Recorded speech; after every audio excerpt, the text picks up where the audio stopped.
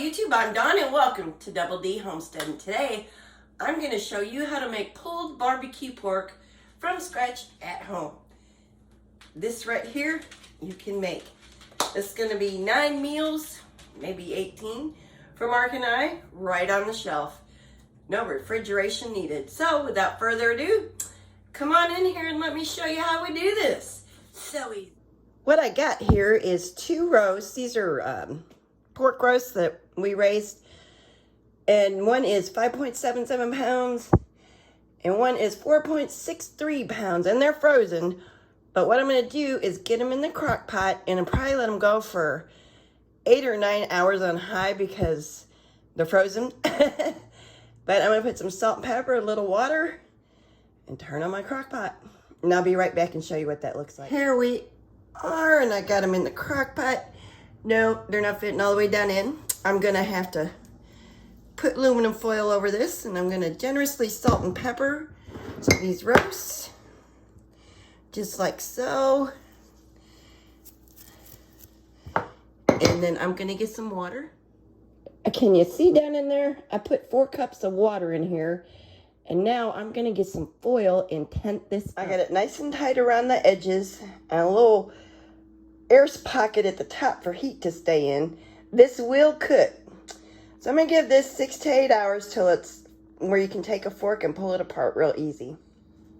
All right, my roasts are done. I had to cook them all night because I forgot to turn my crock pot on. So I cooked them on low all night. And I've sat them out and let them cool. And I'm just gonna take this meat and flake it apart.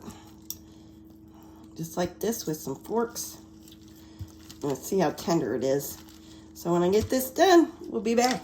And we're gonna make a delicious sauce to go on this barbecue sauce. Okay, and I'm doubling my recipe, but I'll tell you what the regular recipe is.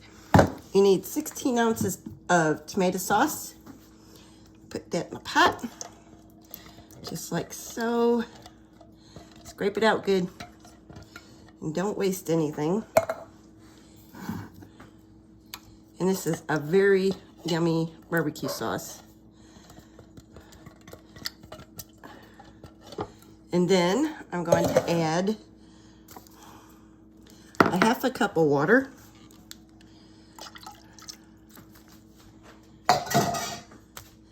3 tablespoons of brown sugar. 3 tablespoons of white vinegar. 2 tablespoons of mustard, yellow table mustard.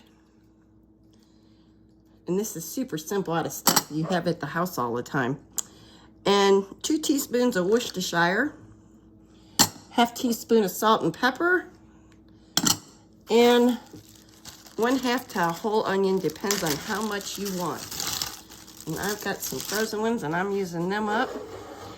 And then I'm gonna simmer this for about 15 minutes, and you want to simmer this to the consistency that you like your sauce.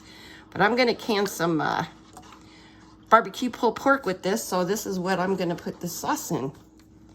So I'll be back when it's ready. Well, this is the consistency I want. If you want it thicker, just cook it a little longer, but like I said, I'm going to can this so it will cook some more in the canner.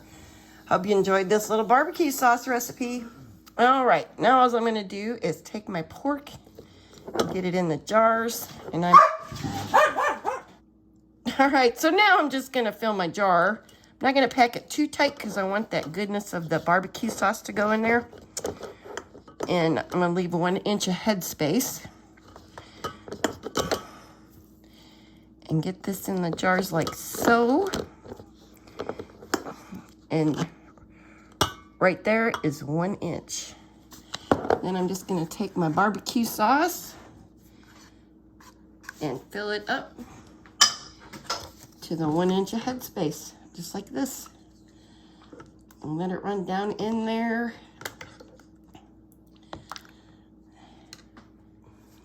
I'm gonna push this down to burp it and let the sauce go on down in there and get all the pork covered.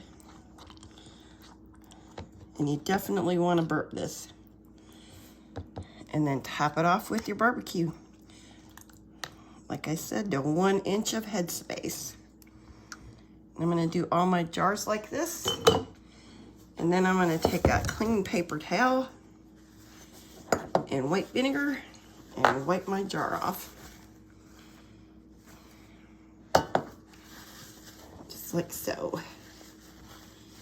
And then I'm gonna put my lid and ring on, and in the canner, it will go. And these are processed for 75 minutes. And for my altitude, 10 pounds of pressure.